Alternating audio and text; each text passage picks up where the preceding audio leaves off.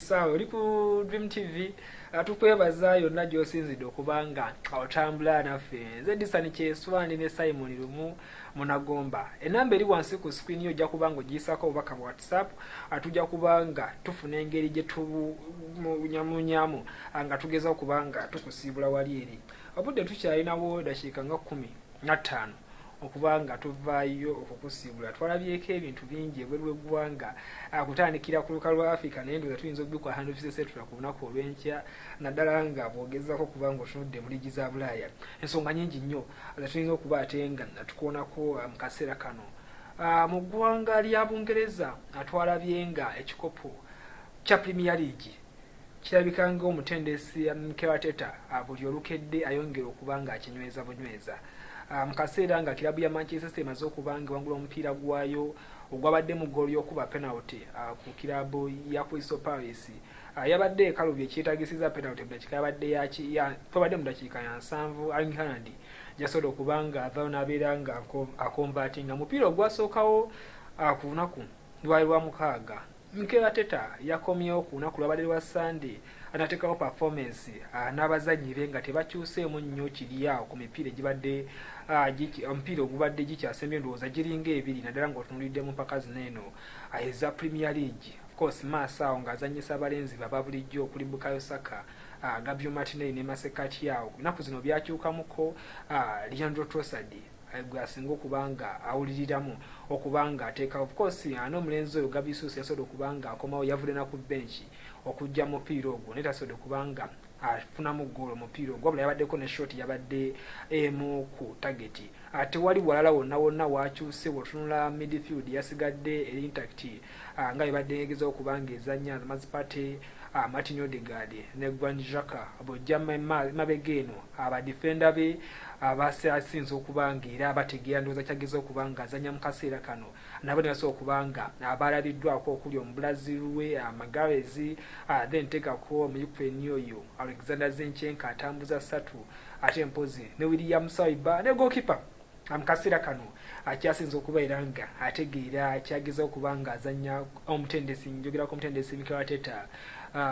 goalkeeper akyasinza okubanga ategeera kyeyetaaga ye Aaron Ramsdale anaabeera nga alabikirako mirabbaja kilabu y'abanaffe aba Arsenal bawangula omupiira ogwo ne goals azabadde 3 ekikulaga nti Arsenal eringa eyazzeemu okuteekawo omudigido gwe yali nagwo nga tuyingira season gwe yali nagwo nga breakinga okugenda mu World Cup. Twalabanga Arsenal yateebesanga abazannyi okwabalinga ba Gabriel Martinelli abazannyi nga ba Martin Odegaard beeyagaliranga nnyo ku mimwa gya ggoolo beeyagalanga nnyo nga bateeba ggoolo n'okusinga omuteebi mu kaseera ako eyaliwo Gabi Jesus.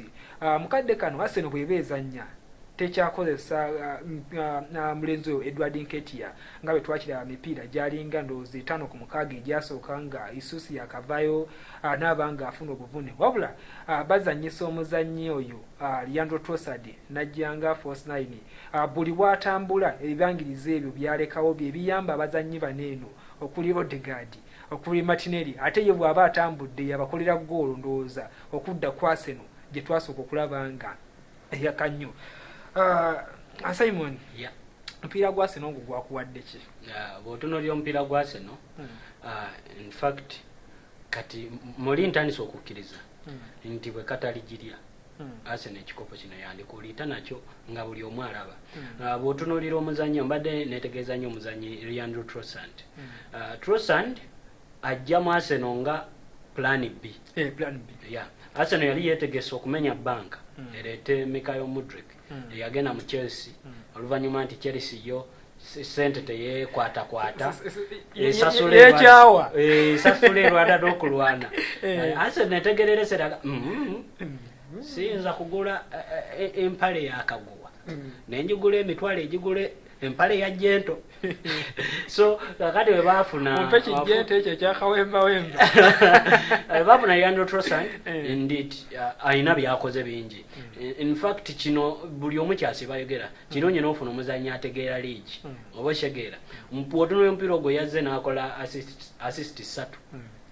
3 yes kuba goolo zonna zabadde za first half ye yazikoze nga ye omuzannyi omu Leandro Trossard kwegamba Arsenal buli omu yalinga mulyaga naye kajiza asaako ekanalwala naye Gabriel Jesus avuddewo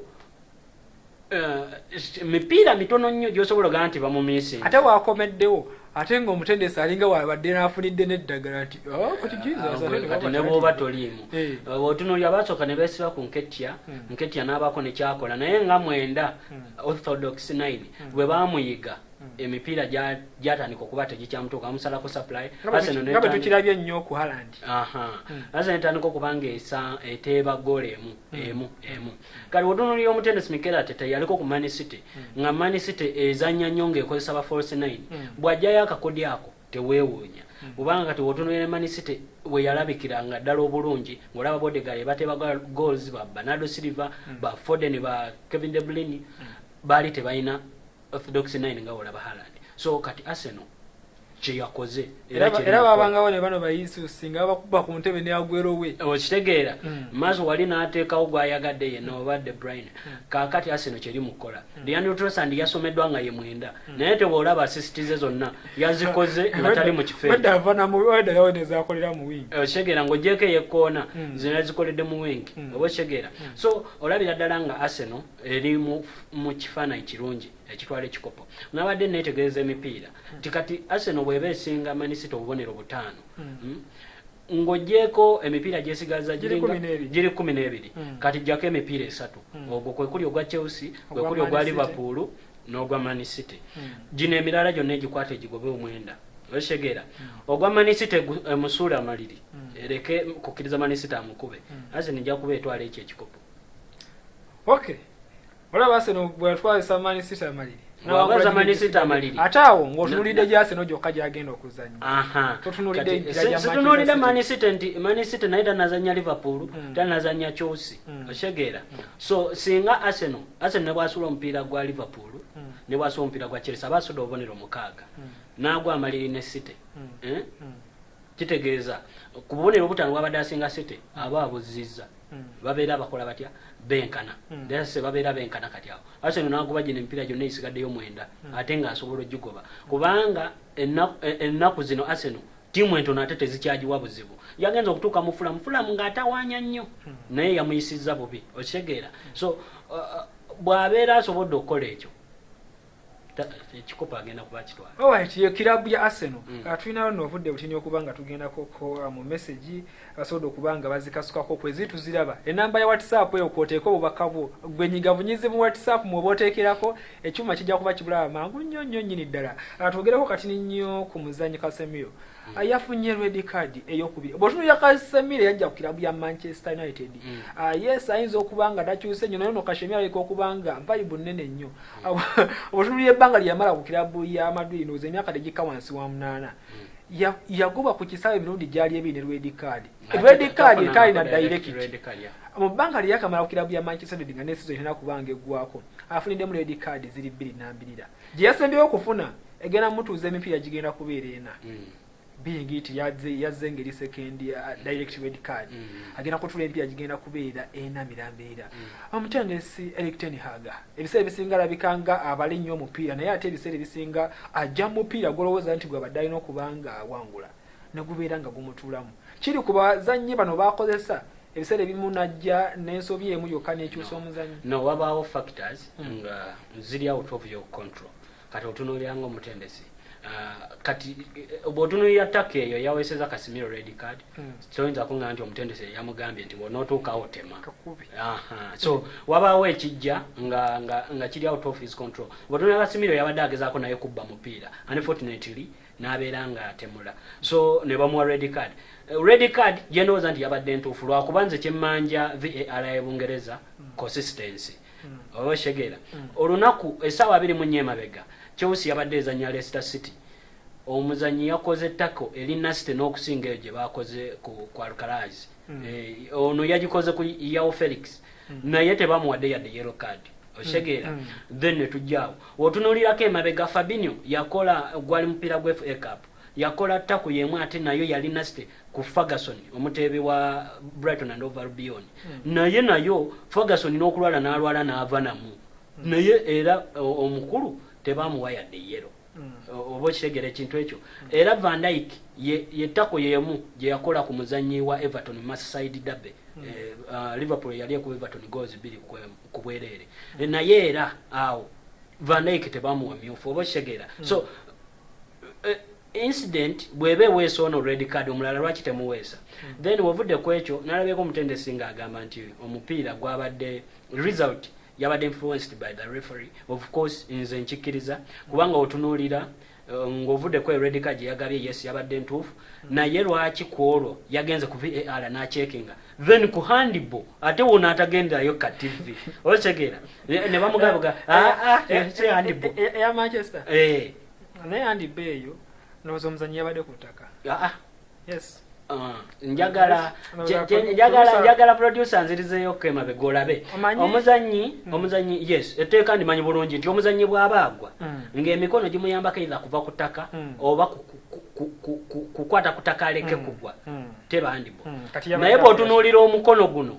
gwabadde guti like gwabadde expanded okubeera nga guziyiza omupiira okuyitawo nga tegulina ku ttaka guli mu bbanga yabadde ava ku ttaka kyekituufu wuliriza omukono gwabadde kati tunuulira olaba ogwo mukono abadde actually omukono singa omupiira mukujja emikono yonna ebiri gibadde ku ttaka omupiira gwegotomera omukono ng'ali mu kugujja singa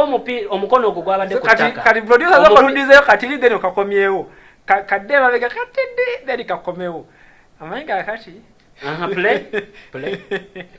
ng'ovudda okay bwe tugenda maaso tujja kubanga tulaba bulungi nnyo akatambi ako ogwo omukono gulaga nti guswipinga buswipinga singa gwabadde gukutte ku ground omupiira gwandikubyeko omukono ne gutava naye olaba agukweka n'ogukweka okulaga nti incident yahanenga gwamusanga kutaka ekyo kyali fali mwekyo lifali yabadde ayina okugenda ka TV kyoboga nti yadde n'ogenda ka TV naye eyo incident teyagicekinze naye nga teyabadde penalty so teyabadde handball it's okay goboto bochirabye obabye gwanga goboto bochirabye nze nange nkirabye bulala handball eriwa yabadde handball teyabadde bot hand yabadde handball okay gatusibula so compare Trossard and Vagost so abani asinga oyinza okuba Trossard ekyamazima mukama badde amukutteko ku kilabu ya Arsenal okuva we yajja atandise azanye ku mipiira ndoza gibadde nga 9 bw'otunulamuko asobola okuba mukama amuyambi aperformingeko ko bulungiko kusinga ku Vagost kuba mulaba ali mu assist 5 ayinamu ne goal namba ya goals contribution zakoze ayina assist 5 ne goal emu then Vagost ayina assist emu tayinayo goal azanye empiira gibadde 8 kyekyo kyenyinza okubanga nkuwaako ku babiri bonna then ono agambye transfers za Arsenal Chris teri transfer mukadde kani tujja kubanga tukugambe kyekituufu zonna ziba speculations mu Luganda luba lugambo ate mukadde kano akkiriza olugambo tululeke bulesi abaga mu nkubo tukole ku bino kigato bagatambuza ebyemizannyo no Patrick can Manchester United appeal for the red card ya Casemiro cause it was not so serious. Yeah, they can appeal naye Sauli the mutendesi ng'akyogera akasoba ayinza okukyesonyiwa lwakuba oyo omutendesi I mean referee Anthony Taylor kati batandise omufunako ensonga kubanga iyo teyabadde serious batandise omufunako ensonga lwa nsonga nti omupiira Aston Villa gwekuba Man U ogwalina yemuli ogwasooka omutendesi yayongezayo akasenge 5 yards from the known distance akasenge distance gye kalina okubeerawo okuva ku mupiira n'okutuuka we kali yakongerayo mo 5 yards ne balyoka bakuba naye tulaba mu video nga Lindelof akomplaini agamba akasenge omubwadde kanene teyafaayo. Okay, thanks for the show. I talk about Manchester United red card, Garnacho injury and Greenwood update. Producer agamba enjali ya Garnacho tebannaba kutubuulira egenda kumala bbanga ki then red card yo tujogeddeko Greenwood bagira bakyalinda wama tiimu ki in average esinga okuba ne squad ento ayagala tumugambe Arsenal yesinga tata esinga okuba ne squad ento season eno akkiriza tubeere nga tukuteera wano tujja kubanga tuddamu olunaku lujja kuba lwankya